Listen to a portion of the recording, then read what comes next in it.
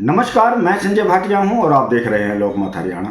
आज मैं एक बार फिर से बात कर रहा हूं हरियाणा के 2 बार मुख्यमंत्री रहे चौधरी भूपेंद्र सिंह हुड्डा के बारे में।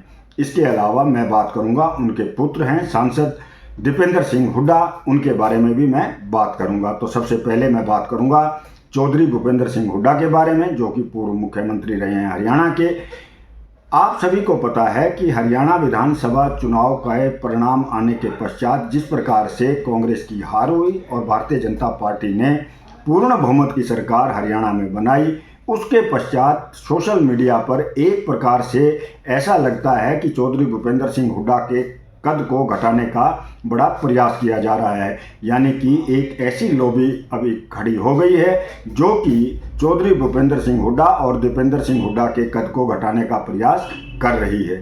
सोशल मीडिया पर जिस प्रकार से कुछ विद्वान व्यक्ति आकर अपना वक्तव्य दे रहे हैं, वो सीधा कह रहे हैं कि कांग्रेस की हार के पीछे चौधरी भूपेंद्र सिंह हुड्डा का हाथ है, चौधरी दीपेंद्र सिंह हुड्डा का हाथ है। हरियाणा के अंदर 37 सीटें अपने दम पर प्राप्त की हैं, यानी कि पिछली बार 31 सीटें थी, तो इस बार 6 सीटों की बढ़ोतरी हुई है कांग्रेस में। एक मजबूत विपक्ष जो है कांग्रेस को मिला है।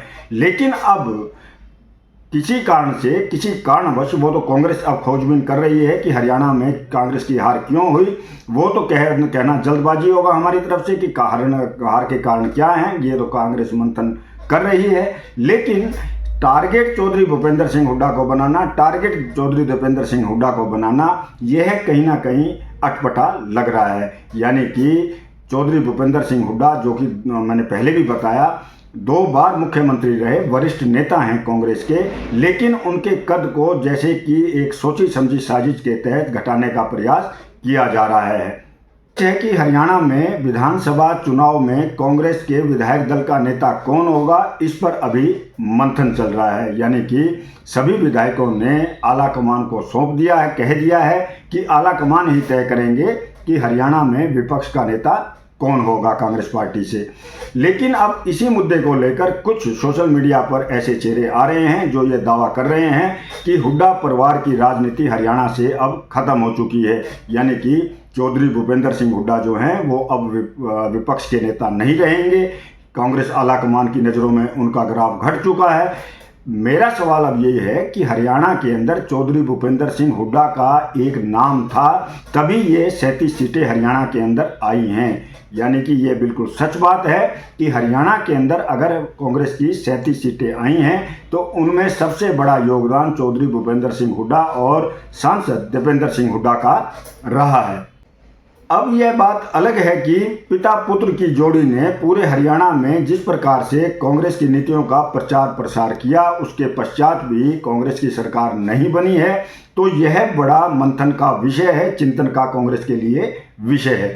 यानी कि चौधरी भूपेंद्र सिंह हुड्डा के नेतृत्व में पूरा चुनाव लड़ा गया, उन्हीं के बलबूते पर 37 सीटें कांग्रेस ने प्राप्त की। लेकिन अब जिस प्रकार से कांग्रेस सरकार नहीं बना पाई, तो उसका पूरा ठीकरा चौधरी भूपेंद्र सिंह हुड्डा पर फोड़ना और यहाँ तक कह देना कि उनका ग्राफ घट चुका है, यानी कि उनकी जमीन खिसक चुकी है। एक प्रकार से ऐसा लगता है कि ये एक सोची समझी योजना के तहत कुछ लोग सोशल मीडिया पर आ रहे हैं और चौधरी भूपेंद्र सिंह हुड्डा के कद को घटाने का प्रयास कर रहे हैं। क्योंकि पिछले दिनों, कई दिनों से देखा जा रहा है सोशल मीडिया पर ऐसे ऐसे चेहरे भी आ रहे हैं जो कभी चौधरी भूपेंद्र सिंह हुड्डा का गुणगान करते थे, उन्हें देवता कहते थे, उन्हें भगवान कहते थे। सांसद दीपेंद्र सिंह हुड्डा को सरल व्यक्ति कहते थे, अच्छा व्यक्ति कहते थे। लेकिन सरकार नहीं बनी कांग्रेस की। अब इन ऐसे व्यक्तियों के स्वर बदल चुके हैं।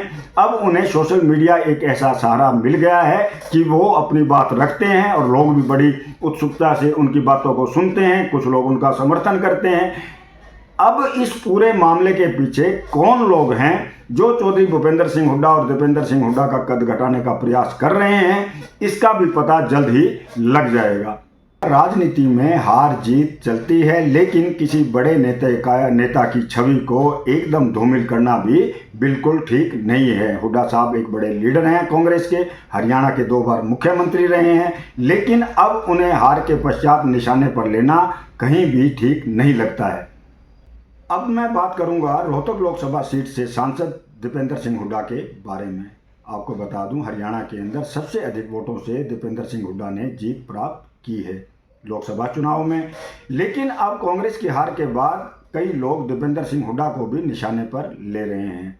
उन लोगों को यह नहीं भूलना चाहिए कि दीपेंद्र सिंह हुड्डा एक सरल और ईमानदार व्यक्ति हैं। दीपेंद्र हुड्डा जैसा युवा जो है निष्क्रिय नहीं हो सकता, लोग उसको एकदम से नहीं छोड़ सकते हैं। यह ठीक है कि हार के बाद अभी मंथन हो रहा है, कांग्रेस हार के कारणों का पता कर रही है।